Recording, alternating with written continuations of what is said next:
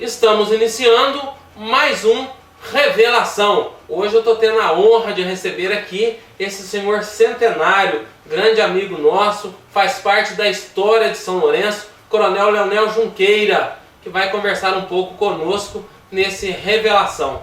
Coronel, como vai? Graças a Deus, bem. Carregando o peso da idade, mas relativamente bem. E 100 anos pesa muito? Pesa um pouquinho. 100 anos o senhor fez quando? O ano passado, dezembro. Dezembro do ano passado. Já estou caminhando para 101. O senhor de 1914, portanto. É, 1914. O senhor nasceu onde, coronel? Hein? Nasceu onde? Eu nasci por descuido no bairro da Penha, em São Paulo. Porque minha mãe nasceu aqui, casou-se aqui, e meus pais já estavam casados cerca de 5 ou 6 meses, e ela já estava grávida de mim, de 5 ou 6 meses mais ou menos, quando alguém ofereceu um emprego para o meu pai em São Paulo, e eles pegaram o trenzinho aqui e foram para São Paulo. E o senhor ficou lá até quando? Aí, em dezembro de 14, eu nasci lá, mas fui gerado aqui em São Lourenço. Aí meu pai não se acostumou bem lá e ficou lá apenas, 2 anos e meio, mais ou menos. Não foi mais que 2 anos. Tanto assim que de 11 filhos, eu fui o único que nasci em São Paulo. Os outros nasceram todos aqui. Família numerosa, então. Os outros 10 nasceram aqui. Fala um pouquinho do seu pai e da sua mãe. Minha mãe é de origem, filha de imigrante italiano, né? Família Forastieri. Essa família Forastieri que tem em São Lourenço, todas descendentes desse Brás Forastieri. Então vamos interromper um pouco. Tem Forastieri e Forasteiro. É a mesma família que deu uma denominação diferente, coronel? É mesmo. Por que aconteceu isso? Aconteceu porque os forasteiros, o pai deles, que era meu tio, era irmão da minha mãe, ele ia registrar os filhos e ele, em vez de falar forasteiro, acho que ele enrolava a língua e o escrivão lá, doutor forasteiro, e ficou tudo que é filho dele, forasteiro, mas a mesma família. Mas a firma padrão era Forastieri. Forastieri. Foi um erro de pronúncia ou de audição, né? Ele não pronunciava direito e adotava forasteiro. Então sua mãe era descendente de italiano. Seu pai, Junqueira, seria... A família Junqueira. Todos esses Junqueiros de Carmo de Minas, daqui de Vai Pedir, daqui, tudo, a família é a mesma. Apenas os Junqueira de Carmo de Minas e muitos aqui de São Lourenço descendem do Barão de Alfenas, Gabriel Francisco Junqueira, certo, que era o irmão caçula. Eu já descendo do segundo filho do patriarca, certo, João Francisco Junqueira Filho. Que tinha descendência portuguesa. É. O patriarca se chamava João Francisco Junqueira. Tiveram 12 filhos. A primeira foi uma filha, Maria da Encarnação Junqueira. E o segundo filho, ele pôs o nome João Francisco Junqueira Filho, que era o mesmo nome do pai. Ah, sim. E eu descendo desse João Francisco Junqueira. Já esses Junqueiras de Carmo de Minas descendem do irmão dele, caçula, o mais novo. Certo. O senhor nasceu em São Paulo, veio para cá ainda criança, nasceu em 1914, São Lourenço foi emancipado em 1927. Então, o senhor lembra desse dia? Eu lembro muito bem. O senhor tinha 12 anos. 12 anos. O que aconteceu nesse dia aqui? O que aconteceu nesse dia? Olha, para começo de conversa, eu acho que sou o único participante da emancipação política vivo. daquela. Não, acho que não tem mais ninguém. Eu sou o único vivo. Certo. Já todos já morreram. Do dia 1º de abril de 1927, o que o senhor lembra então? Me lembro que eu morava ali na rua Santos Dumont e na véspera já a professora, a minha professora nesse dia era a Dona Antônia Dutra, tá? Irmã dos irmãos Dutra. Certo. Dona Tunica Dutra. Uhum. Ela tem filha aí, a Marli. A Marli Dutra é filha dela. Certo. Na véspera, a professora recomendou para a gente vir de manhã, bem cedo, limpinho, com roupa limpa. A gente não tinha uniforme, não era uniformizado. Mas para a gente vir com a melhor roupa de casa. Certo. Tivesse limpinho, né? Aí de manhã, lá da escola, nós saímos, fomos caminhando para a estação. Seria o Melo Viana? Hein? Qual a escola? Não, a escola ainda não existe. Ainda não tinha sido inaugurada. Ah, sim. O Melo Viana foi inaugurado em agosto de 27, dia 20 de agosto. Então, a emancipação foi dia 1º de abril. Eu fui inaugurar o Melo Viana também. já no 4º ano primário. Mas vieram autoridades, como que foi o ato em si? Da emancipação de São Lourenço. Então, saímos cedo, ficamos lá na estação.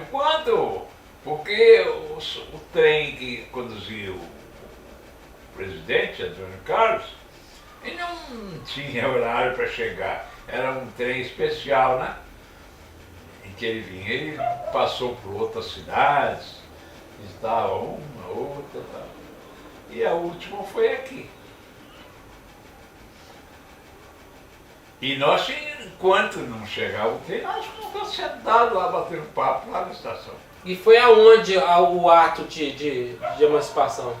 Bom, lá na estação, quando ele desembarcou, ele desceu com toda a comitiva e nós enfileirados, certo, de frente, uma fila de frente para a outra, para ele passar no meio.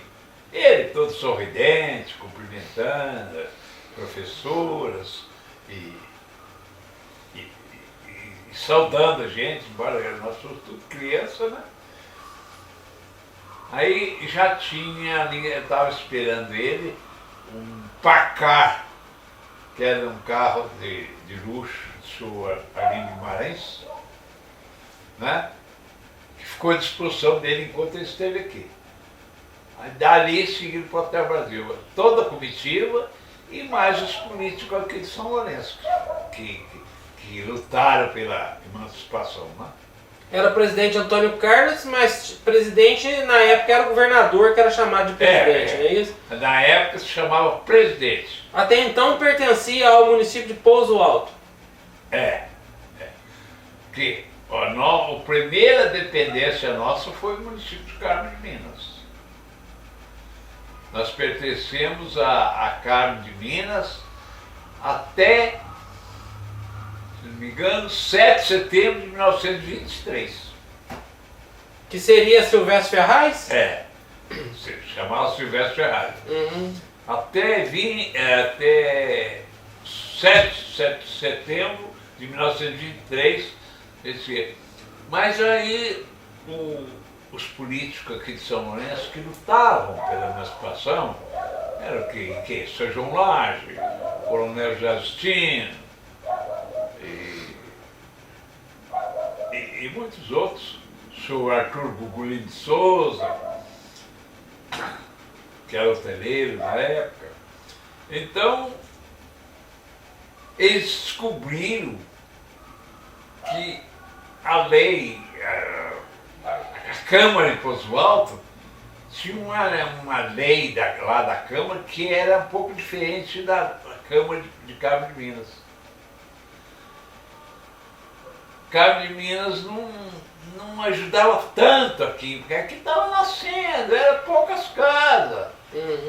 Né?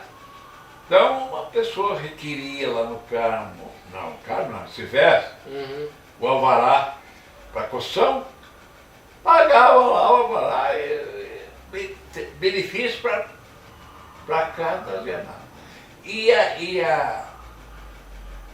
a lei que existia na Câmara de Poço Alto era mais favorável ao distrito.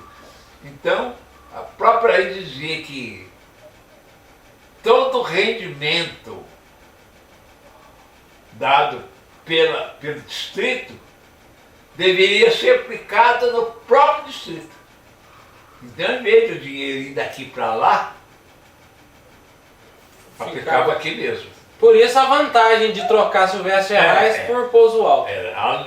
As leis da Câmara eram diferentes. Do Carmo não trazia benefício para cá. Né? E já Pouso Alto, se você requerer um alvará para construir uma casa, aquele pagamento que se fazia, eles não aplicavam para Pouso Alto. E como que conseguiu a emancipação, sendo que aqui praticamente não tinha quase nada? Eu não sei, mas os políticos aqui lutaram pela emancipação. Foi força política, foi vontade política? Vontade política. E como que foi? Aí teve eleição para prefeito? O primeiro foi nomeado. Primeiro prefeito nomeado. O Dr. Braulio de Vasconcelos. Certo. Foi o primeiro prefeito. Né?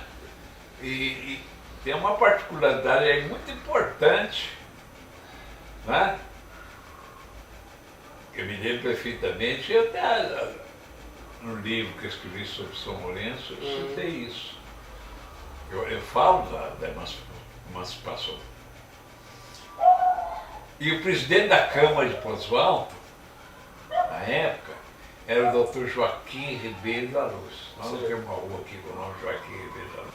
E no banquete oferecido no Hotel Brasil ao presidente Antônio Carlos, ele, presidente da Câmara de Pouso Alto, participou no banquete. E ele foi um dos que, se não me engano, o primeiro a se levantar para fazer um discurso de salvação ao presidente Antônio Carlos, e foi o que mais lutou, mais defendeu a emancipação política e administrativa de São Lourenço. Teve desprendimento e de repente teve até uma visão assim que outros não tinham, né? Do potencial da cidade de São Lourenço, né? E falando nesse potencial, o senhor é um homem muito experiente que leu, estudou, sabe tudo em relação à história, a outras cidades, países. São Lourenço é assim um caso diferente, cresceu muito rápido, essa é a impressão que eu tenho, isso procede? Cresceu rápido demais. Né? São Lourenço, do Circuito das Águas, é a mais nova. Sim. A mais antiga, Caxambu, Lambari, Camquir, e a mais nova, São Lourenço. Da região inteira aqui é a caçula, né? É a caçula. O que o senhor acha que foi que ela teve esse boom assim que as outras não tiveram? Não sei. Não sei. Porque as outras ficaram mais ou menos na estaca zero. A água mineral as outras também tinham. São Lourenço, Caxambu é uma cidade muito bonita, asfaltadinha, tudo bem arrumado, mas Caxambu praticamente cabe dentro de um dos bairros de São Lourenço. O senhor não sabe qual que é o diferencial, apontar qual que é o diferencial nosso que fez isso? Não sei. Pode ter sido São Lourenço, né? O santo. Ou pode ter sido obra do santo. A obra do padroeiro de São Lourenço, ou pode ser também, mas que a São Lourenço é a estância mais próxima do Rio de São Paulo. Também pode ser isso. Mas a diferença é tão pequena. Pequena. Tem diferença de 20, 30 quilômetros. Né? Eu acho que não seria isso o motivo, né? Porque de fato que fica mais próximo do Rio e São Paulo. Dependeu do turismo, né? Talvez a mais bonita. O turista quando escolheu a mais bonita, alguma coisa diferente tinha e aí cresceu de uma vez mesmo, e esse crescimento chegou a um certo tempo que causou até algum transtorno, né? Porque não estava preparada para isso. Até hoje nós temos problemas de estrutura e tudo mais. O trânsito da cidade, quando ali da Pedro II era mão contra mão, mão dupla, era um problema ali. Agora não, agora já é mão só, para um lado, mão única. E a coisa está melhorando. Foram construídos esses semáforos, isso melhorou bastante. Se não tivesse isso, seria um transtorno, viu? Mesmo assim já está congestionado, né? Com certeza, é muito grande o número de veículos. A cidade cresceu muito e o centro, claro, não cresceu, continua do mesmo tamanho e quase tudo é no centro. Agora, indo para a situação do Coronel Leonel. A patente surgiu com a guerra, o senhor era do exército antes, como que foi essa questão do militarismo na sua vida? Olha, eu, em 1932, na Revolução de 32, eu ainda era civil, ainda não tinha. Foi naquele ano da Revolução de Paulista, 32, que eu fui sorteado. Eu até estudava, fazia ginásio lá em Cruzilha, como aluno interno lá no colégio Ginásio São Sebastião. Tive que trancar a matrícula no ginásio, por causa de ter sido sorteado. Porque eu fui incorporado em 1933.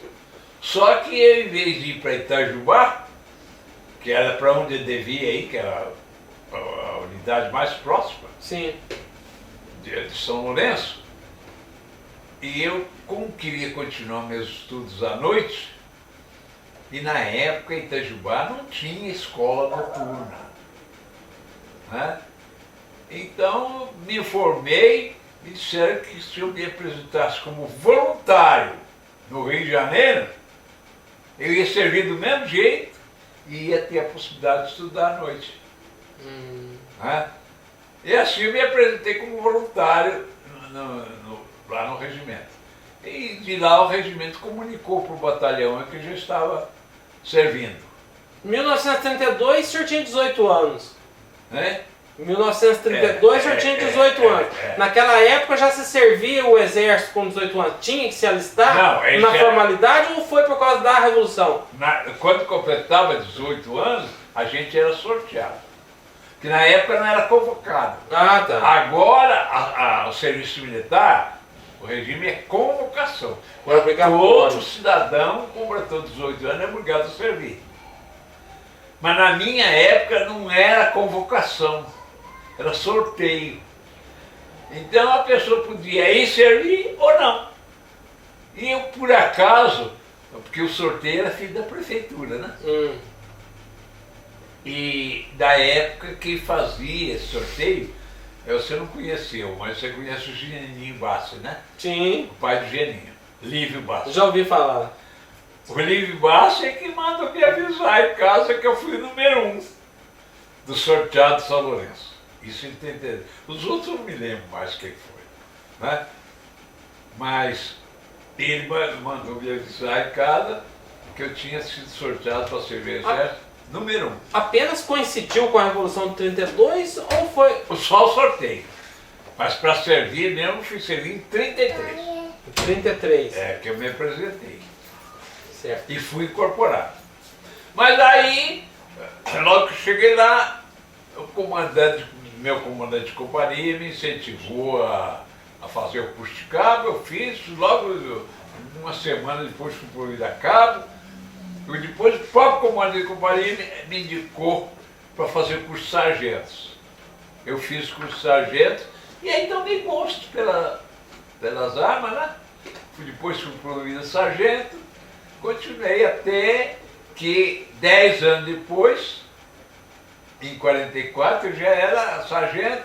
Eu, na época, estava fazendo curso de motomecanização, como segundo sargento. Depois, terminado o curso de motomecanização, fui classificado no 3º Batalhão de Carro de Combate, ali ao lado do Maracanã, no Rio de Janeiro. E no terceiro batalhão de carro tinha vaga de primeiro sargento, fui promovido a primeiro sargento, que é o último posto, última graduação do quadro de sargento, é primeiro sargento. Que aí depois vem subtenente, tá? E do 4º Batalhão de Carros de Combate, quando foi criada a Força Expedicionária Brasileira, eu me apresentei como voluntário também. Certo. Não fui convocado, não, fui como voluntário. Mas o senhor tinha uma carreira militar então? Já tinha uma carreira militar. Mas na época convocou-se civil de todo modo, gente que tinha servido ou não? Na época, quando foi chamado mesmo para a guerra, propriamente? Eu não, já era militar. Sim. Agora, o Exército convocou naquela época, quando foi criada a Força Expedicionária Brasileira, todos os reservistas das unidades, até de tiro de guerra, tivesse dado baixa no ano anterior. Os mais recentes deram baixa, o Exército convocou para ir para a guerra. E atualmente podemos dizer porque os veteranos, os sobreviventes da Força Expedicionária Brasileira, sabe que nós somos uma raça em extinção. Eu já passei dos 100. Certo. Mas por quê? Porque quando eu fui para a guerra, eu já fui com 28 anos, quase 30 anos de idade. Mas os convocados, aqueles reservistas que foram convocados, todos estavam na faixa mais ou menos de 20 anos de idade. Sim. 20, 21 anos. Tinha acabado de sair do serviço militar. Então hoje eu posso garantir a você, eu não tenho associação de ex-combatentes, em todo o estado tem. Sim. Minas Gerais, nós temos associação em Belo Horizonte, tem no Rio, todo estado tem a sua associação. Eu posso garantir a você que dos mais novos que foram incorporados na criação da FEB, não tem nenhum mais com menos de 90 a 92 anos. Certo. Está nessa faixa, de 90 a 95. Conversando no programa Revelação com o Coronel Leonel Junqueira, ex-combatente da Força Expedicionária Brasileira. Coronel, se for para o senhor citar um fato da guerra, destacar um fato da época que o senhor participou lá na Itália, o que o senhor destacaria?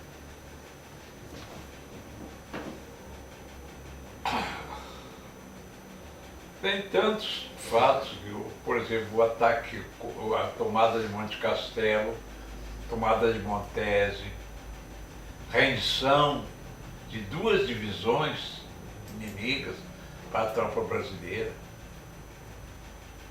Seria um fato relevante, que eu acho que seriam 3 fatos que deveriam ficar registrados com muito orgulho nos anais da nossa história militar. Por exemplo, a rendição das 2 divisões inimigas, uma divisão alemã e uma divisão italiana, que se renderam a um regimento de infantaria brasileira.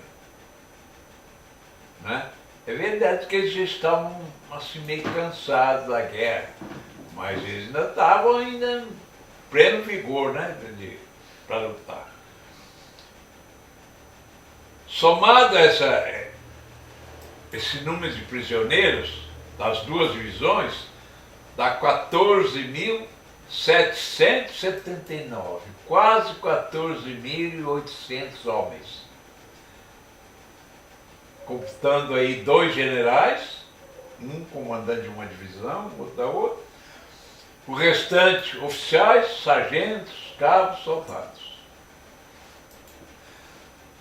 Somado a esses 14.779 homens, com os prisioneiros feitos pelos brasileiros desde o início da guerra, dá um total de 20.500 573 prisioneiros. Veja bem, eu acho que nenhum exército aliado na Itália, em proporção, né? Porque o Brasil tinha um contingente muito pequeno lá, perto do americano, inglês, francês, russo. O contingente brasileiro é praticamente o menor de todos. O Brasil fez bonito na guerra, então. Então, o efetivo nosso qual era? Lá, na Itália. 25.334 brasileiros. Eu digo brasileiros porque nesses 25.334 se inclui 73 enfermeiras, mulheres, sendo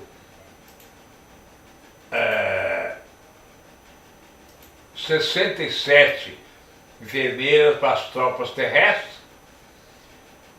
e 6 enfermeiras para o hospital de base do grupamento de pilotos de caça, que a Força Aérea também tem presente, né? Então, incluindo essas 73 enfermeiras, dá um total de 25.334 brasileiros. Que se fizer o cálculo de 25 mil efetivos da FEB, com o número de prisioneiros, 20.573, dá mais de 80% do próprio efetivo da Força Expedicionária Brasileira. Sim. Mais de 80%. E acho que nenhum outro exército teve esse... Levando em conta essa proporção, né? Então foi. O senhor citou aí as mulheres, elas eram convocadas ou voluntárias? Voluntárias, né?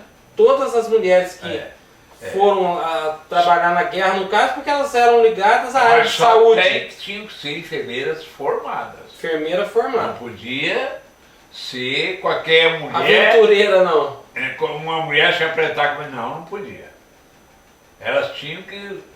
Eu tinha lá no Rio uma escola de enfermagem chamada Ana Neri. Forneceu muita enfermeira para a terra. A tropa brasileira ficou quanto tempo lá?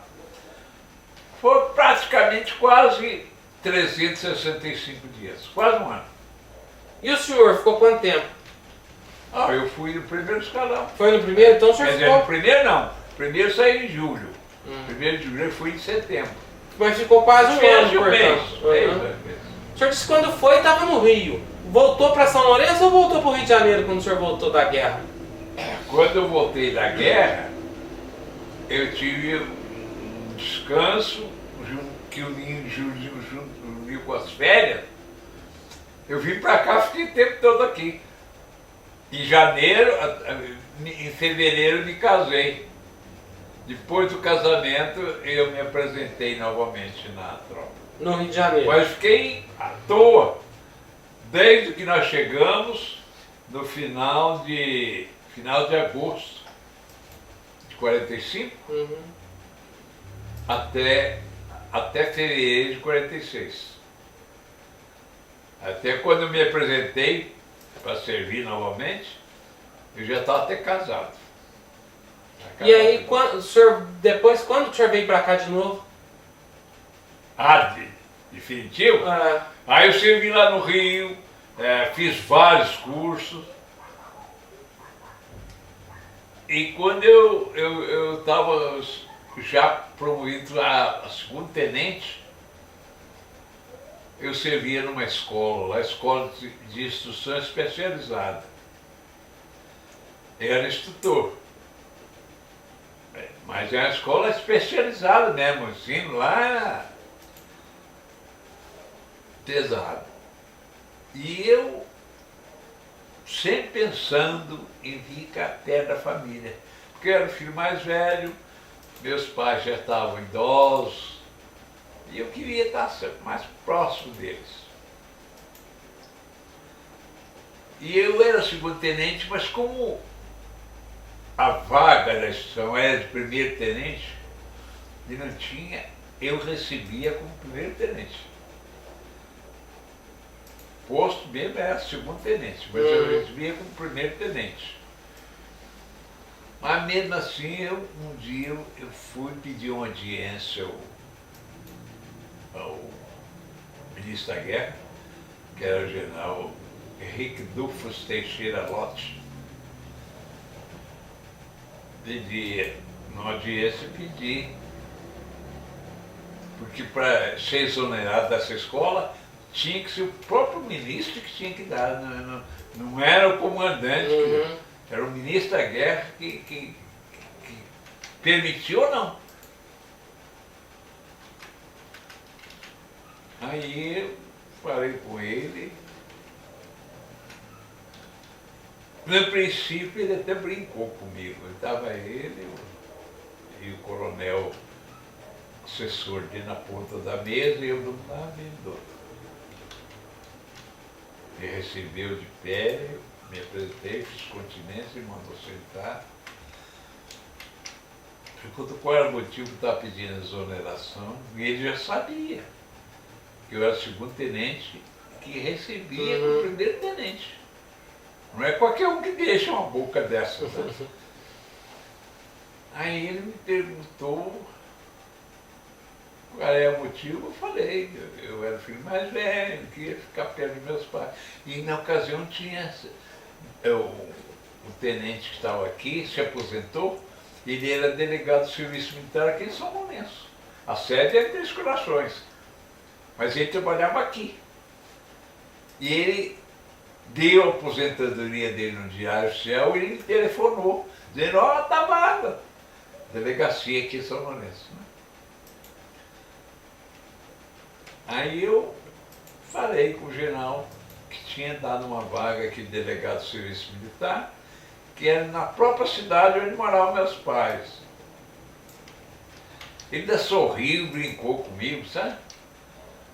Aí eu lhe dou a exoneração só se o senhor, me chamando de senhor, só se o senhor aceitar ir para um lugar que tem lá no norte de Minas, que ninguém queria para lá. Todo mundo queria fugir de lá. Né? Não me foge o nome do lugar agora. Lugar miserável. Só se o senhor aceitar ir para tal lugar. Eu que já sabia a fama que tinha esse lugar, falei, excelência, então eu prefiro continuar lá na escola, onde eu estou mesmo. Tá? Aí falou aquilo sorrindo.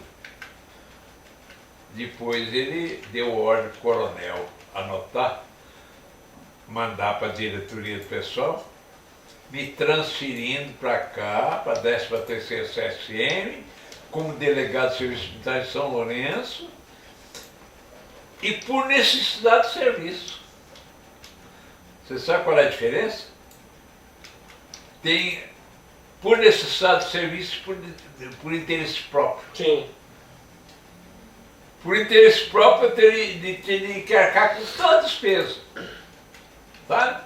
Minha mudança, não tinha ajuda de custo, nada.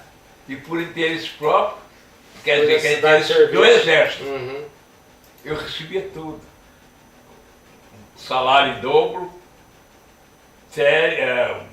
um período de 30 dias para... Fala que está em trânsito, né? É, em trânsito, Entendeu? Aí começou uma nova história do senhor aqui em São Lourenço. Aí começou aqui. O senhor entrou na política, foi vereador, não é isso? É, mas não foi por vontade própria. É verdade que o senhor renunciou Renunciou. ao cargo de vereador? É. Só que isso nós vamos ficar sabendo numa outra história, nós vamos fazer um novo Revelação com o Coronel Leonel e vamos contar a história dele aqui na cidade de São Lourenço e falar um pouco da política e das coisas que aconteceram de lá até aqui, as transformações e o que ele pensa do dia de hoje, da realidade, da atualidade da política. Eu agradeço sua atenção, sua paciência de ter nos atendido e vindo até aqui fazer essa revelação com a gente. Foi um grande prazer, Coronel. Eu que agradeço, cara. Agradeço a vocês aí. Eu queria que me desse o cartão também aí, como é que eu sintonizo a TV São Lourenço para mim ver o programa aqui, né? Eu vou te passar direitinho.